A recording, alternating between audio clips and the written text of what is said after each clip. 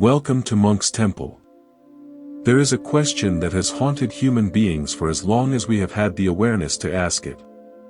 It sits beneath every ambition we chase, every fear that keeps us awake, every relationship we pour our hearts into.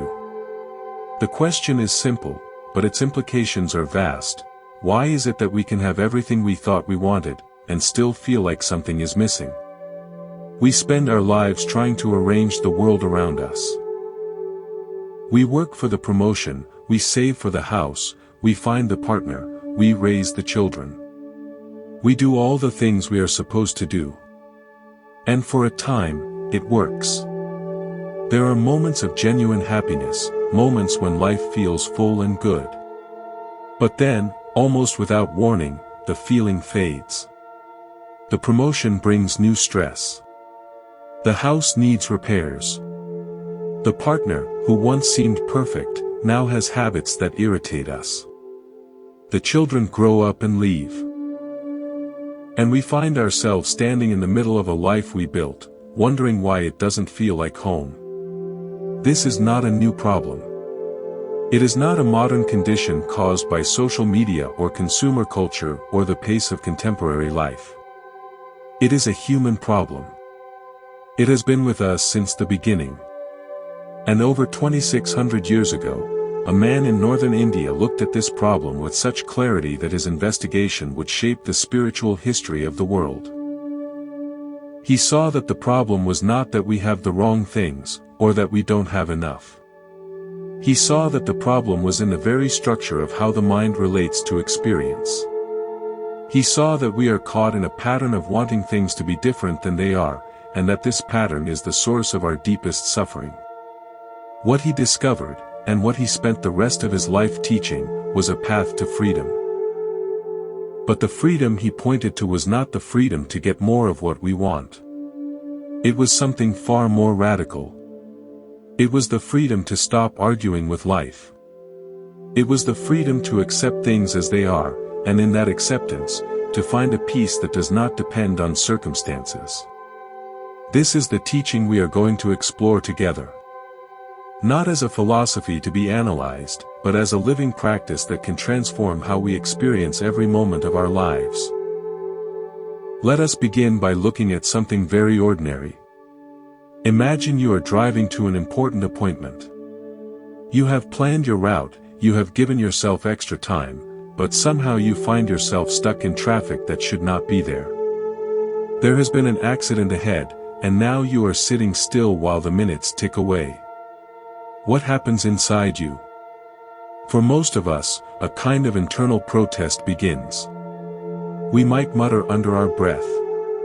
We might grip the steering wheel a little tighter. We might start running through scenarios in our mind. What if I had left earlier? What if I had taken a different road? What if this person in front of me would just move? There is a physical sensation in the body, tension in the shoulders, heat in the chest, a restless energy that has nowhere to go. And underneath all of it, there is a thought, repeated over and over, this should not be happening. Now, if we step back and look at this situation objectively, what is actually happening? A car is not moving. That is all. The car is not moving. But the mind has taken that simple fact and built an entire story around it. A story about injustice, about bad luck, about how life is conspiring to ruin your day. And the suffering you feel in that moment is not coming from the car that is not moving. It is coming from the gap between what is happening and what you believe should be happening. This is the argument with reality. And we make it constantly. When someone we love leaves us, whether they walk away or whether death takes them, we do not simply grieve. We bargain. We tell ourselves that this should not have happened. That it is unfair. That if we had done something differently, they would still be here. The grief of loss is natural. It is part of being human. But the layer on top of it, the story that says this should not be, that is something we add. And it is that added layer, more than the loss itself, that keeps us stuck for months and years. When a plan we cared about falls apart, we do not just feel disappointed. We feel betrayed. As if life owed us something and failed to deliver. But did life ever promise us that our plans would succeed? Did the universe sign a contract guaranteeing that if we worked hard and did everything right, things would turn out the way we wanted? No. We wrote that contract ourselves, in our own minds, with our own expectations. And then we hold reality accountable for breaking an agreement it never made. Almost everything we call suffering has this same structure. There is what is actually happening, and then there is the story we tell ourselves about what is happening. The gap between these two things is where most of our pain lives. Not the clean pain of loss or disappointment, but the lingering kind. The kind that follows us from year to year, that colors our memories and shapes our fears about the future. We carry it so naturally that we forget it is even there, until one day we pause long enough to notice how heavy we have become. This is the first insight of the Buddhist path, that much of our suffering is self-created. Not intentionally, not maliciously, but through a habit of mind that is so deeply ingrained we don't even see it. We think we are responding to life. But actually, we are responding to our thoughts about life. And those thoughts are not always accurate. To understand how this pattern can be undone, we need to go back to the beginning. We need to meet the man who first saw this clearly, and who dedicated his life to showing others what he had seen. Before he became the Buddha, he was a prince named Siddhartha Gautama. He was born into luxury in a small kingdom in what is now Nepal. His father, the king, wanted to protect him from the hardships of the world. So he built walls around the palace and filled Siddhartha's life with every pleasure imaginable. Beautiful gardens, exquisite food, music, dancing, companionship. The prince wanted for nothing. If he felt a desire, it was fulfilled before the desire had even fully formed. And yet, there is always an "and yet" in stories like this. Siddhartha was not satisfied. He had everything the world tells us should be enough, and still he felt that something was missing. He began to wonder what lay beyond the palace walls. He began to suspect that the life he was living was not the whole story. One day, he convinced his charioteer to take him outside the palace. And there he saw things he had never seen before. An old man, bent and frail, leaning on a stick. A sick person, wasted by disease, lying by the side of the road. A corpse, being carried to cremation, followed by mourners. These sights shook him to his core. He had known theoretically that aging, sickness, and death existed. But he had never seen them. He had never confronted the raw reality of human vulnerability. On that same journey, he also saw a wandering ascetic, a man who had left ordinary life behind to seek something deeper. The ascetic had nothing. He wore ragged robes and carried a bowl for alms. But there was something in his eyes that Siddhartha had never seen in the eyes of anyone in the palace. A kind of peace. A stillness that seemed untouched by the chaos of the world. That night, Siddhartha made a decision. He would leave the palace. He would leave his wife and his newborn son. He would leave behind wealth, comfort, and security. And he would go into the forest to find out, once and for all, whether there was a way to be free from the suffering that seemed woven into the fabric of human existence. This was not an easy decision. It was not made lightly or without pain. The stories tell us that he crept into the room where his wife and child were sleeping. He looked at them, and he wanted to hold them one last time. But he knew that if he did, he would not be able to leave. So he turned away, and he walked out of the palace, and he began a journey that would change the world. For 6 years, Siddhartha practiced with intensity.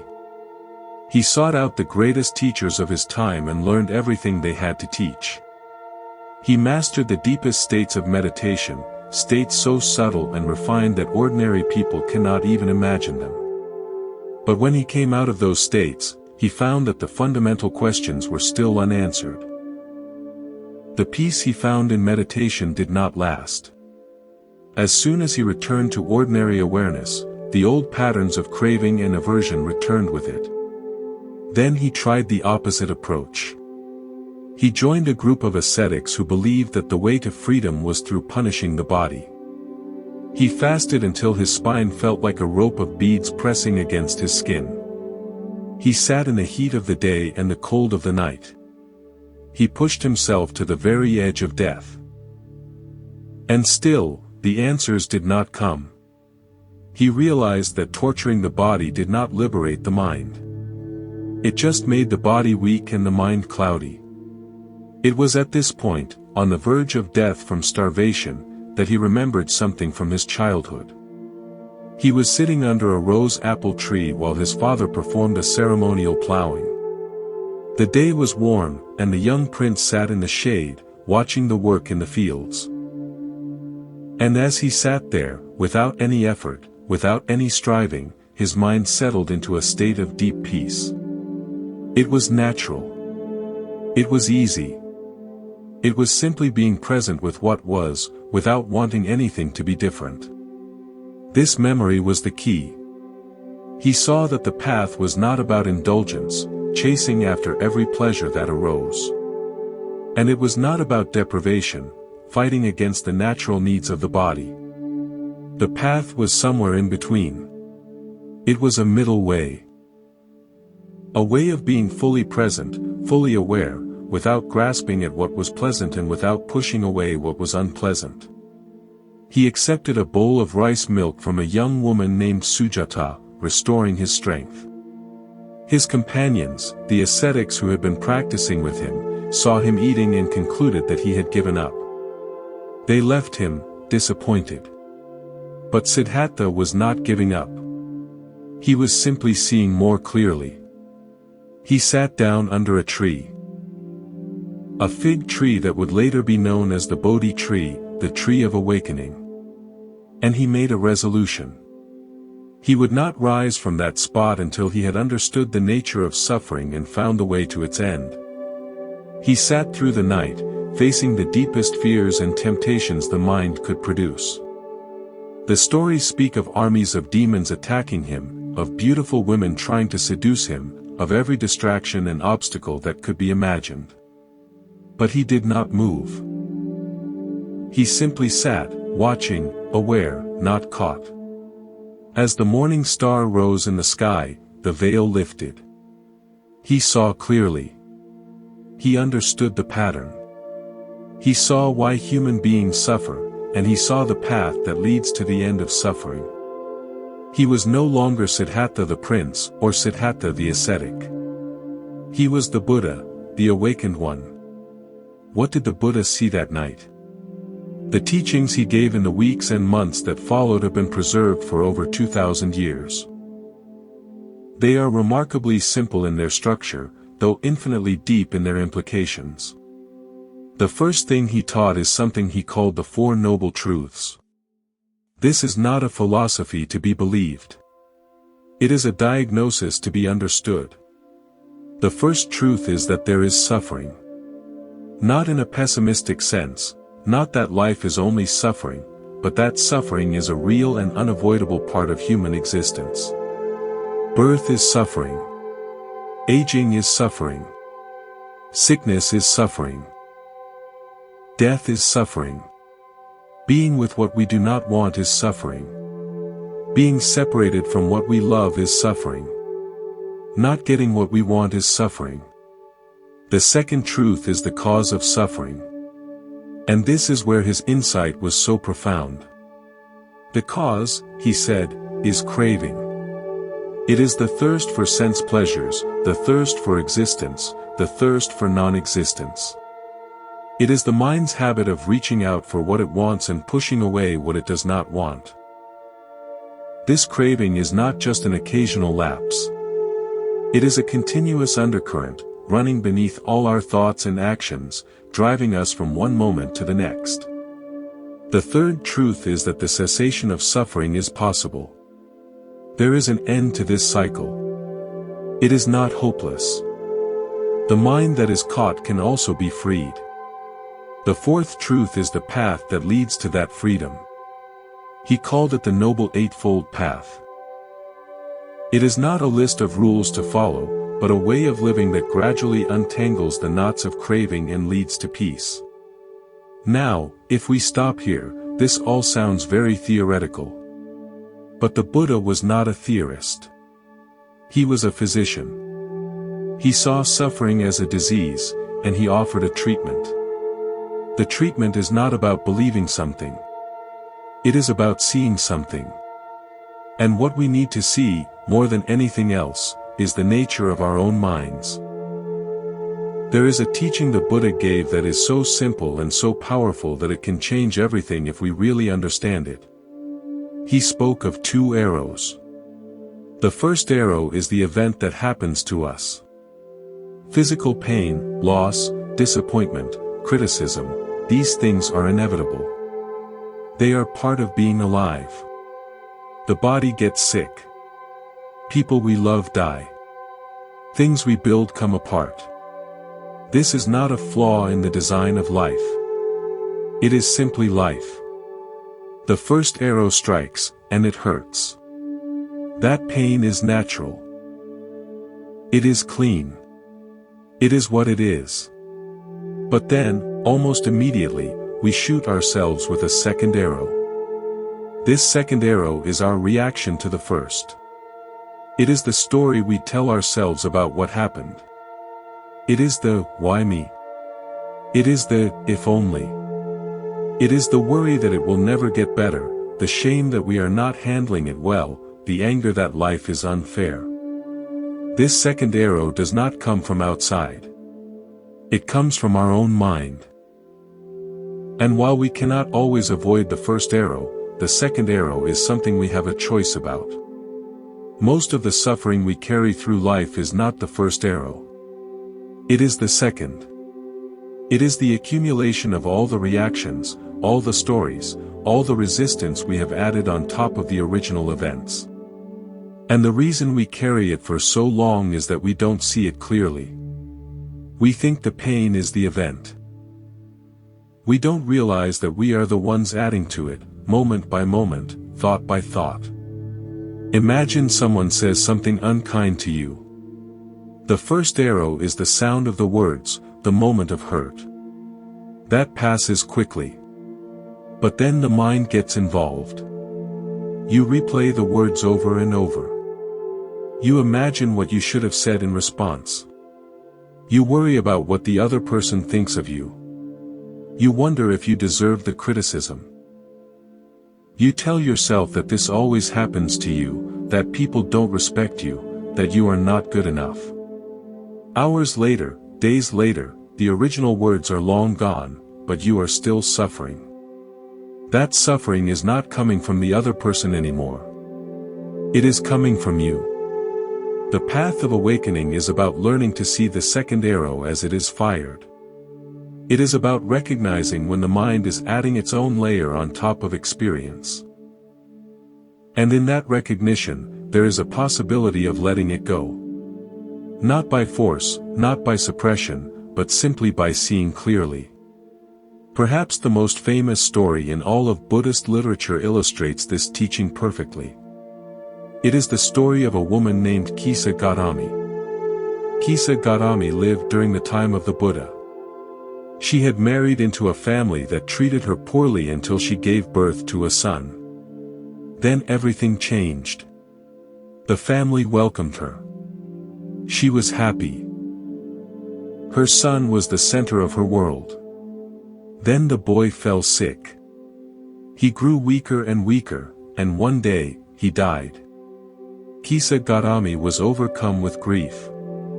She could not accept that her son was gone. She carried his body from house to house, begging for medicine that would bring him back to life. People looked at her with pity. Some thought she had lost her mind. Others simply turned away. Finally, a man took pity on her and said, "Woman, I cannot help you. But I have heard that there is a great teacher, the Buddha, who lives nearby. Perhaps he can help you. Go to him." Kisa Gautami went to the Buddha, still carrying her son in her arms. She placed the small body at his feet and begged him to bring the boy back to life. The Buddha looked at her with compassion. He did not tell her that her son was gone and she needed to accept it. That would have been cruel. He also did not promise to perform a miracle. That would have been dishonest. Instead, he offered her a task. "Go into the city," he said, "and bring me a mustard seed from a house where no one has ever died." Kisa Gautami's heart lifted. A mustard seed. That was simple. She went into the city, full of hope. She knocked on the first door and asked if she could have a mustard seed. Of course, the family said, "We have mustard seeds. You can have as many as you need."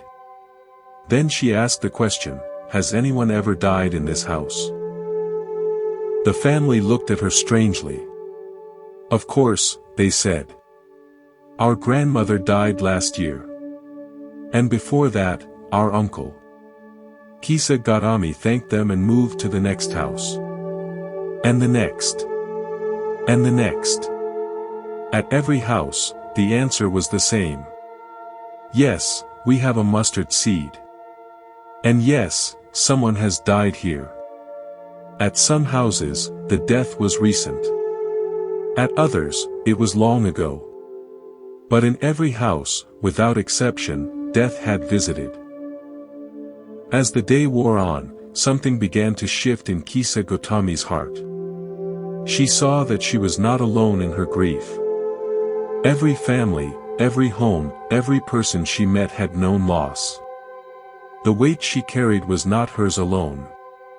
It was the weight of being human. By evening, she understood. She returned to the Buddha, not carrying her son's body, but carrying only herself. She bowed at his feet. "Did you bring the mustard seed?" the Buddha asked gently. "I did not," she said. "But I have learned the lesson. Death comes to every house. I am not the first to grieve, and I will not be the last." The Buddha looked at her with kindness. "You have understood," he said. "This is the nature of life. All that is born must die. The river flows to the sea and does not return. The flower blooms and fades. This is not a mistake. It is the way things are." Kisa Gautami asked to be ordained as a nun, and she devoted herself to the path. Over time, her grief transformed into wisdom. She became one of the foremost disciples of the Buddha, known for her deep understanding of the nature of impermanence. This story is not about accepting loss because it is inevitable. It is about seeing loss clearly, without the added layer of, "This should not have happened." Kisa Gautami did not stop loving her son. She did not stop grieving. But she stopped arguing with reality. And in that stopping, she found a peace that grief could not destroy. If we look closely at our own experience, we will see that suffering arises from a very specific pattern. The Buddha gave this pattern a name, dependent origination. It is a detailed description of how suffering is created, moment by moment, through a chain of causes and conditions. The chain begins with ignorance. Not ignorance in the sense of stupidity, but ignorance in the sense of not seeing clearly. We do not see that things are impermanent. We do not see that grasping leads to suffering. We do not see that there is no fixed, solid self to protect and defend. From this ignorance, mental formations arise. We form habits of mind, patterns of thinking and reacting. These formations condition consciousness, which conditions the sense of a body and mind. And from that, contact arises, the meeting of sense organs with sense objects. Eyes with forms. Ears with sounds. Nose with smells. Tongue with tastes. Body with touches. Mind with thoughts. Contact leads to feeling. The feeling is pleasant, unpleasant, or neutral. And here is where the chain can either continue or break. When the feeling is pleasant, we want it to stay. This is craving. When the feeling is unpleasant, we want it to go away. This is also craving. And when the feeling is neutral, we get restless and look for something more interesting. This, too, is craving. From craving comes clinging. We hold on to what we like. We push away what we don't like. We grasp at experiences, at possessions, at relationships, at ideas about who we are. And from clinging comes becoming, the momentum that carries us forward into future states of existence, future moments of suffering. This chain is not just a description of how we are reborn from one life to the next, although that is one way to understand it. It is also a description of how we are reborn from one moment to the next. Every moment, the chain operates. Every moment, ignorance conditions craving, and craving conditions clinging, and clinging conditions suffering. The good news is that the chain can be broken. It can be broken at the link of feeling. When a pleasant feeling arises, we can notice it without grasping. When an unpleasant feeling arises, we can notice it without aversion. When a neutral feeling arises, we can notice it without restlessness. This is the practice. This is the path. There is a famous teaching of the Buddha that uses a parable to illustrate how we should relate to the teachings themselves. It is called the parable of the raft. Imagine a person traveling along a path. They come to a great expanse of water. The near shore is dangerous and uncertain, but the far shore is safe. There is no bridge, no ferry. The person thinks, I should gather grass, sticks, branches, and leaves, and bind them together into a raft. Then, using the raft, I can paddle with my hands and feet and reach the far shore. So they do this. They build a raft and cross to safety. Now, what should that person do with the raft? Should they carry it on their head, hauling it with them wherever they go? No, the Buddha says. That would be a burden. The raft has served its purpose. It has carried them across. Now it can be left behind. The teachings are like that raft, the Buddha said. They are useful for crossing over, not for holding on to. Even the teachings themselves must eventually be let go. How much more so the things we cling to in our ordinary lives? This parable points to something essential. The path is not about accumulating more. It is not about building a collection of beliefs or practices that we carry with us as possessions. It is about using whatever is helpful to get free, and then letting even that go. Most of us do the opposite. We cling to our views, our opinions, our identities. We build a raft and then refuse to leave it, even when we have reached the shore. We mistake the finger pointing at the moon for the moon itself. And in that mistake, we create more suffering. The path of acceptance is not about believing the right things. It is about seeing clearly. And when we see clearly, even the need to believe falls away. There is just what is. And that is enough. To see clearly, we need to understand three fundamental characteristics of all experience. These are not beliefs to adopt. They are truths to be verified in our own direct experience. The Pali word for them is tilaka, the three marks of existence. The first mark is anicca, impermanence. Everything that arises passes away. The breath comes in, and then it goes out. A thought appears, lingers for a moment, and then disappears. The body grows, ages, and eventually dies. Relationships begin, flourish, and end. There is nothing in the entire universe that remains the same from one moment to the next. This is not a pessimistic observation. It is simply a fact. And when we really see it, when we feel it in our bones, something begins to shift. We stop trying to hold on to things that cannot be held. We stop being surprised when things change. We start to appreciate each moment for what it is, knowing that it will not last. The second mark is dukkha, unsatisfactoriness. Because everything is impermanent, nothing can provide lasting satisfaction. The most delicious meal ends. The most joyful celebration fades. The most profound spiritual experience is followed by ordinary mind. This is not because something is wrong with us. It is because we are looking for lasting satisfaction in things that, by their very nature, cannot provide it. It is like trying to build a house on shifting sand. The problem is not the sand. The problem is the expectation that the sand should be solid. The third mark is anatta, not self. This is the most subtle and the most misunderstood of the three. It does not mean that we do not exist. It means that what we call self is not a fixed, solid, independent entity.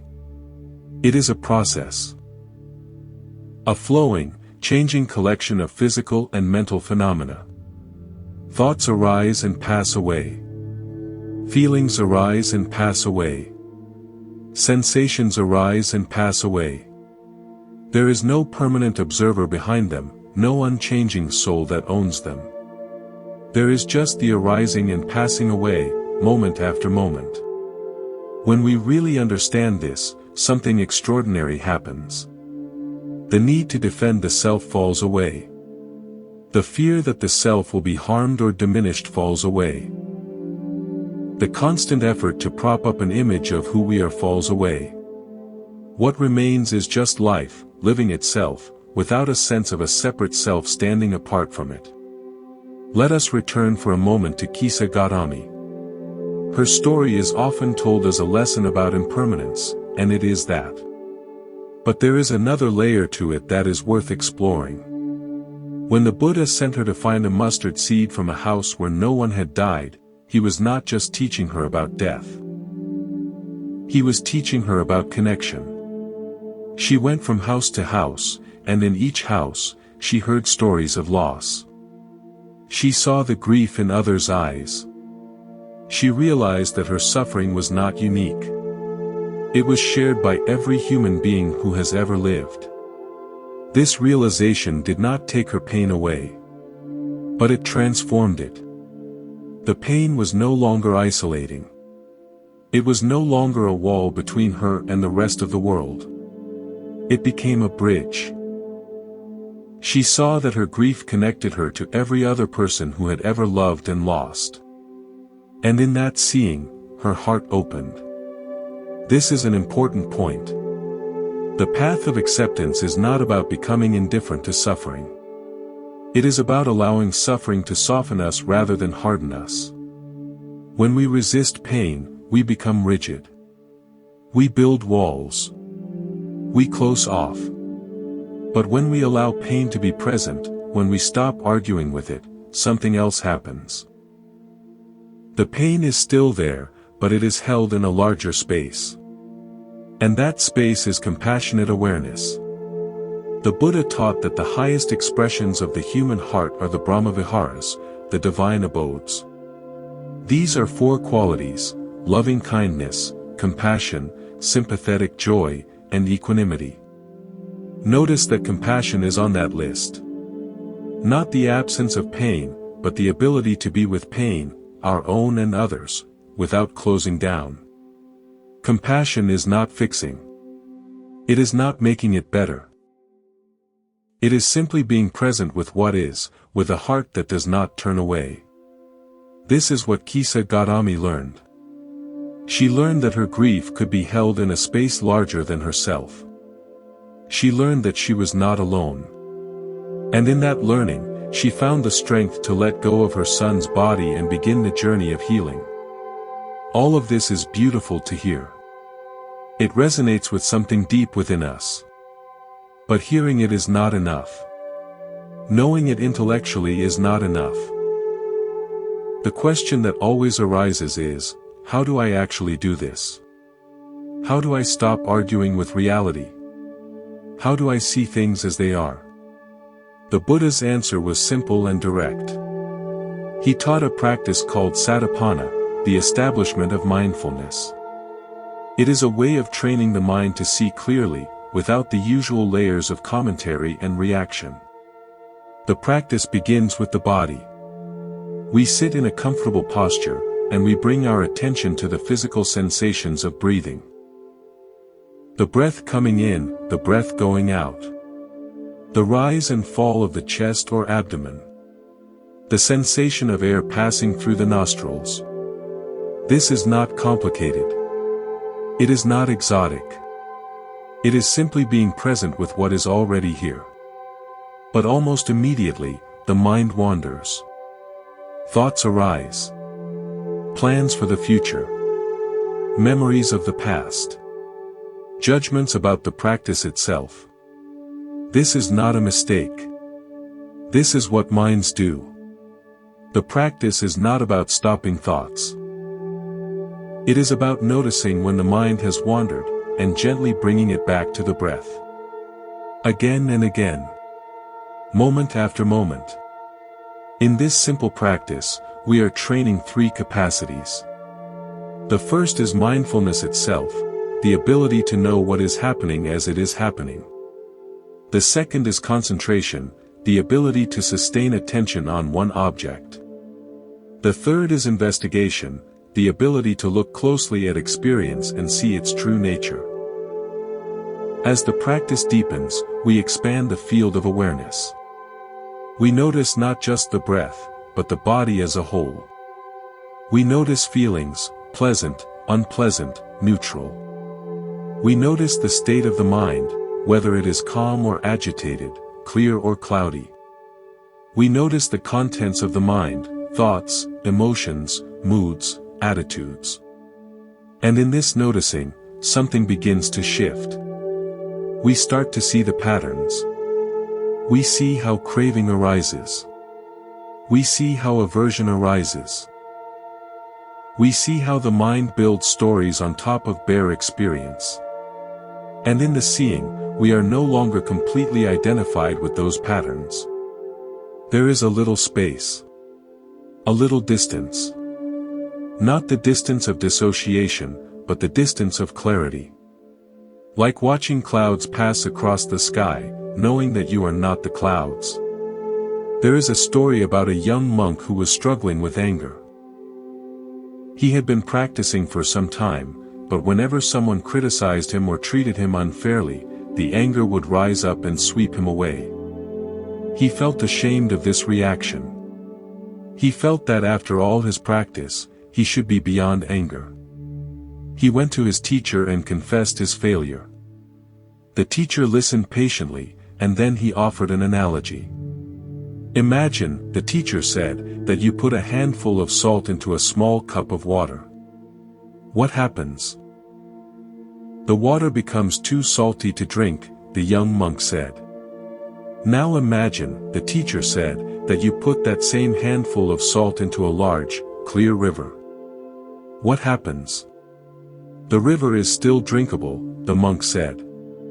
The salt dissolves, and the water remains fresh. Exactly, the teacher said.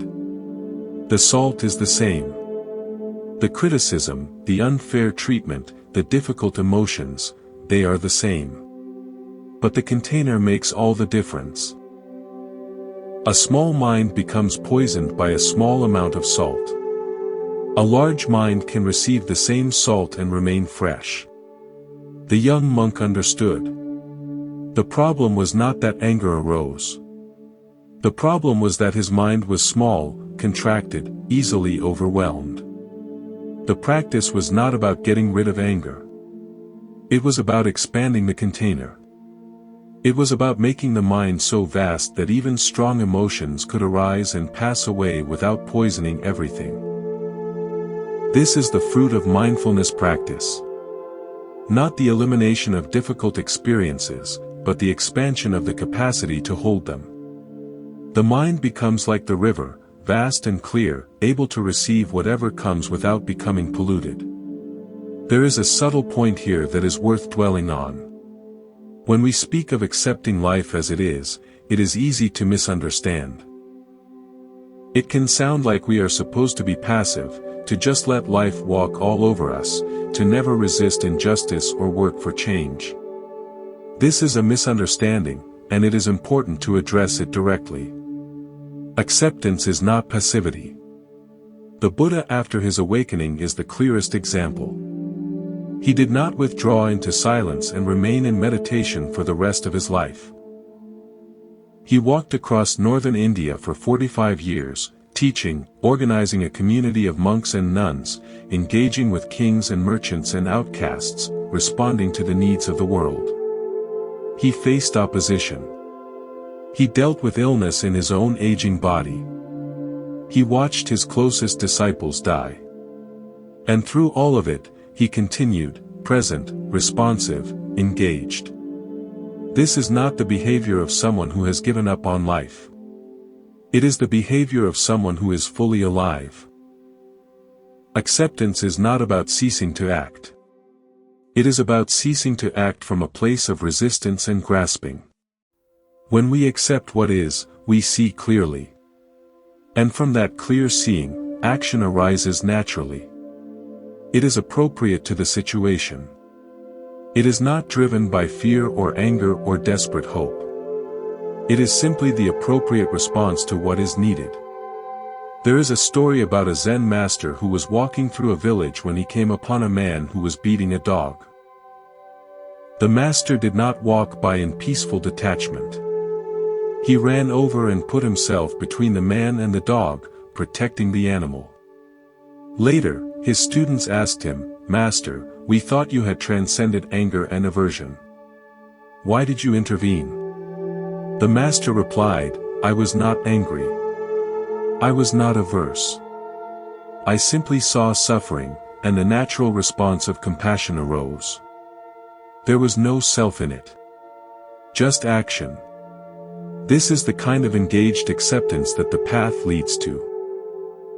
Not withdrawal, but full participation in life, without the usual burden of self-reference. We act, but we do not take the results personally. We give, but we do not keep score. We love, but we do not cling. As we walk this path, there is a danger we need to be aware of. It is a subtle danger, one that catches even sincere practitioners. It is the danger of turning the practice into an identity. We read the teachings. We meditate. We begin to feel calmer, more centered. And then one day, we catch ourselves thinking, "I am a spiritual person. I have let go. I am beyond all that." We have taken the raft and put it on our head. We have turned the path into another possession, another story about who we are. Then life tests us. Something happens that shakes our carefully constructed identity. A relationship ends. A health crisis arises. Someone criticizes us in a way that cuts deep. And all the calm, all the centeredness, all the spiritual identity, it crumbles. Suddenly we are not the person who has let go. We are just someone who is hurting. And often, the real pain in that moment is not the original event. It is the shame that follows. We think, "What is wrong with me? I thought I was past this. All my practice, all my understanding, what was it for?" This happens to almost everyone who sincerely practices. It does not mean the practice has failed. It means we are still in the middle of it, which is exactly where we are supposed to be. The path is not a destination. It is a continuous unfolding. There is no point at which we can say, "I have arrived," I am done, now I can relax. The moment we think we have arrived is the moment we stop walking. And when we stop walking, we fall. True acceptance does not announce itself. It is more like sleep.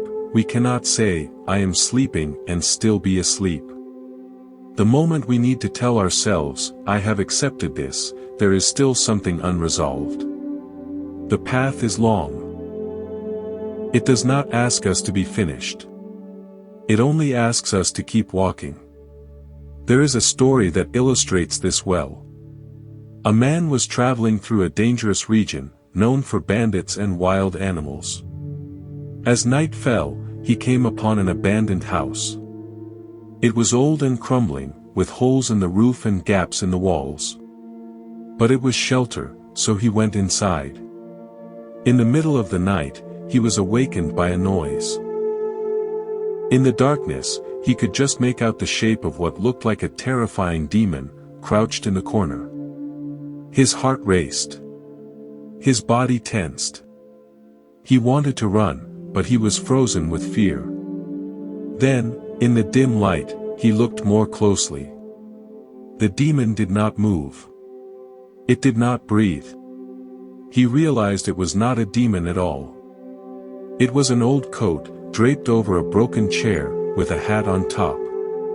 In the darkness, his mind had created a monster out of rags. He laughed at himself, relaxed, and went back to sleep. This is what we do with our fears, our anxieties, our painful emotions. In the darkness of unawareness, we see monsters. We project onto them all kinds of terrible qualities. We believe they will destroy us if we get too close. But when we bring the light of awareness to them, when we look closely and directly, we often see that they are not what we thought. They are just old coats and broken chairs.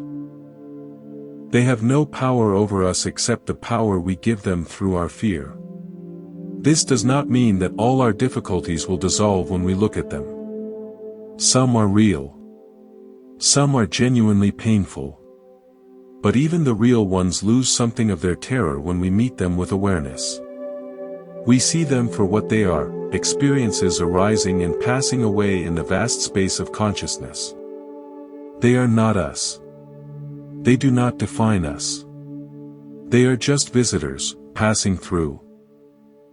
Most of our practice, especially in the beginning, is focused on the mind. We watch thoughts. We investigate emotions. We try to understand the patterns of craving and aversion. This is essential. But there is another dimension of practice that is equally important, and it is often overlooked. That dimension is the body. The body is not just a vehicle for the mind. It is a gateway to wisdom. The body is always in the present moment. It cannot live in the past or the future. Right now, this very moment, the body is breathing, the heart is beating, the blood is flowing. The body knows things that the mind has forgotten. In the practice of mindfulness, we learn to bring awareness to the body. We feel the sensations of sitting, standing, walking, lying down. We notice the warmth and coolness, the pressure and release, the pulsing and vibrating. We become intimate with the body's wisdom. There is a teaching in the Buddhist tradition about the 4 elements. Not the elements of ancient chemistry, but qualities of experience. Earth element, solidity, pressure, hardness. Water element, fluidity, cohesion, flow. Fire element, temperature, warmth, coolness. Air element, movement, vibration, oscillation. When we look closely at the body, we see that it is nothing but these elements, constantly changing, constantly interacting. There is no solid, permanent self to be found. Just elements, dancing. This is not an intellectual understanding. It is a direct perception. And when it arises, it transforms our relationship to the body. We no longer cling to it as me or mine. We care for it, yes. We respond to its needs. But we do not build an identity around it. And when the body eventually fails, as all bodies do, we are not destroyed. We have seen that we are more than this body. We are the awareness that knows the body. There is a story about an old woman who came to see the Buddha. She was perhaps 80 years old, frail and bent. She had lived a long life, seen many changes, lost many people she loved. She came to the Buddha with a question. "Sir," she said, "I have heard that you teach a way to be free from suffering. I am old. My body aches. My friends have died. My children have their own lives and rarely visit. Is it too late for me? Can I still find peace?" The Buddha looked at her with great kindness. He did not tell her that everything would be okay, that her body would stop aching, that her children would come back. That would have been a lie. Instead, he told her a story. Once, he said, there was a great tree in the forest. It had stood for hundreds of years. Its branches stretched wide, providing shade for all the creatures of the forest. Its roots ran deep, holding the soil in place through many storms. One day, a woodcutter came to the forest. He looked at the great tree and saw that it was old. Its bark was rough, its branches were bare in places, and there was rot in some of its roots. "This tree is past its prime," the woodcutter thought. "It is of no use to me." And he moved on to cut younger trees. But the tree did not mourn. It did not wish it were younger. It did not compare itself to the other trees. It simply stood, rooted in the earth, open to the sky, receiving the sun and the rain, giving shelter to the birds and the squirrels. It was at peace, not despite its age, but because it had lived long enough to know that peace does not depend on being young and strong. The old woman listened. A tear ran down her cheek. She understood. "You are that tree," the Buddha said. "You have lived long enough to know that everything changes. You have loved and lost. You have seen the truth of impermanence in your own life. This is not a burden. This is wisdom. Do not wish to be what you once were. Be what you are now, an old woman, yes, but also awareness itself, vast and open, untouched by age." The old woman bowed. She asked to be ordained. And in the years that remained to her, she became known for her deep peace and her ability to comfort others who feared aging and death. She had found the freedom that does not depend on circumstances. All of this is beautiful to contemplate in quiet moments, sitting in meditation, listening to teachings. But the real test comes when we leave the cushion and go back into the world. The real practice is in the grocery store line, in the traffic jam, in the difficult conversation with a loved one, in the moment of unexpected bad news. How do we bring this understanding into daily life? The first thing is to remember that the practice is not about having special experiences.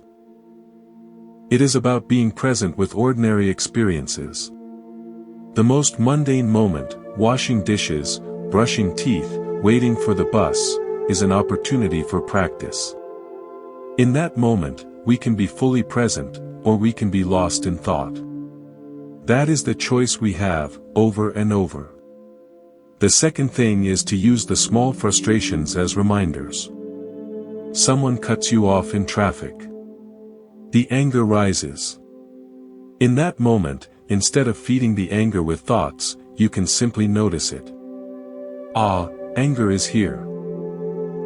You can feel it in the body, the heat, the tension, the rapid heartbeat. You can watch it without acting on it. And in that watching, it begins to lose its power. It arises, it peaks, it passes away. And you have seen, in a very direct way, that emotions are not solid. They are just weather. The third thing is to practice gratitude for the small things. This is not a technique the Buddha taught explicitly, but it is implicit in the whole path. When we are present, we notice the warmth of the sun on our skin, the taste of good food, the sound of a child's laughter, the kindness of a stranger. These moments are not permanent. They will pass.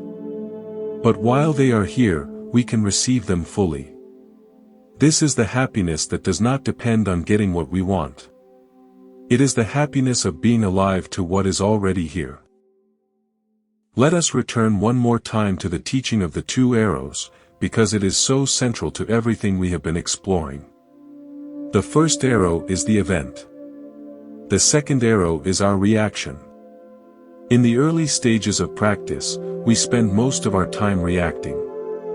The first arrow strikes, and before we even know what has happened, the second arrow is already in the air.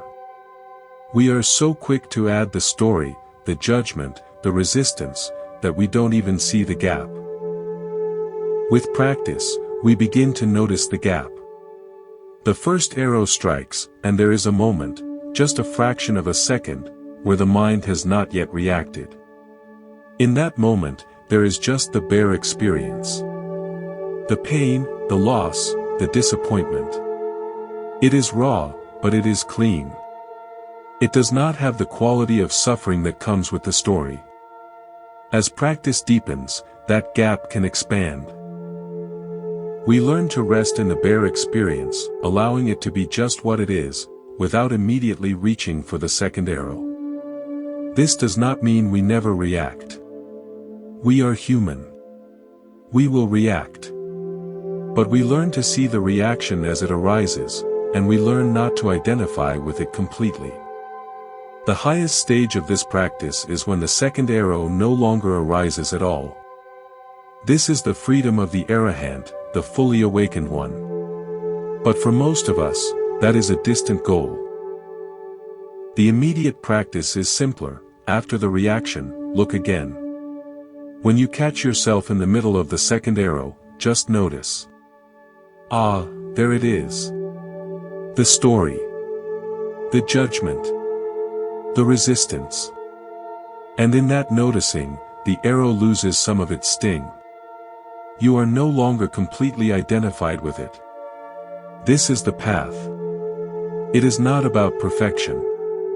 It is about awareness, moment by moment. There is a story about a group of people who set out on a journey across a great lake. They had a boat, and they loaded it with all their possessions. They set off in good spirits, the sun shining, the water calm. Partway across the lake, they noticed that the boat had sprung a leak. Water was seeping in, slowly but steadily. Some of the passengers panicked. They started shouting, blaming each other, cursing the boat builder. Others sat in despair, watching the water rise, convinced they would drown. But one man remained calm. He looked at the situation clearly. He saw the water coming in. He saw that they could not stop the leak completely. But he also saw that they had time. He began to bail water out of the boat, using a bucket he found in the bottom. He worked steadily, calmly, without complaint. Others saw him and joined in. They bailed together. The water kept coming, but they kept bailing. And slowly, they made progress. The water level stopped rising. Then it began to fall. By the time they reached the far shore, the boat was nearly empty. The leak had not been fixed. It was still there, still letting water in. But they had learned to work with it. They had learned to bail. This is the human condition. The leak is always there. Pain, loss, change, death, these are not problems to be solved. They are conditions of existence. We cannot fix the leak. But we can learn to bail. We can learn to respond to each moment with clarity and calm, doing what needs to be done, without panic and without despair.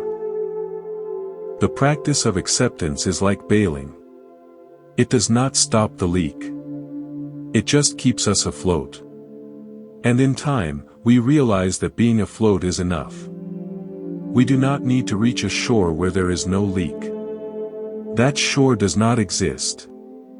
The peace we seek is not at the destination. It is in the bailing itself, in the full engagement with life as it is, moment by moment. We have covered a great deal of ground in this exploration. We have looked at the nature of suffering and its causes. We have met the Buddha and heard his teachings. We have reflected on stories and parables that illustrate the path. We have considered the practice of mindfulness and the possibility of freedom. But all of this is just words. The real work begins now, when you close this recording and go back to your life. The real test is in the moments that will come tomorrow and the next day and the next, moments of pleasure and pain, gain and loss, praise and blame. In those moments, you will have a choice. You can react as you always have, shooting the second arrow, building the story, adding to your suffering. Or you can pause. You can take a breath. You can look directly at what is happening, without the layers of commentary. And in that pause, in that looking, you can begin to walk the path. The path is not somewhere else. It is right here, in this breath, in this moment. It does not require you to be anything other than what you are right now. It only asks that you be present. Fully present. Open to whatever arises. This is the invitation. It has been extended for over 2,600 years, from the time of the Buddha to this very moment. It is extended to you now. Will you accept? Accepting life as it is does not mean we stop feeling. It does not mean we walk through the world untouched, indifferent to joy and sorrow. It means we do all the things a human being does: love, grieve, build, let go. Without demanding that life be other than what it is. We grieve without arguing with death. We love without requiring permanence. We build without insisting on certainty. We live, with our feet on the ground and our eyes open. And that, in the end, is freedom. Not the freedom of escaping to some other place. But the freedom of being wholly here. In this breath. In this moment. Whatever it holds.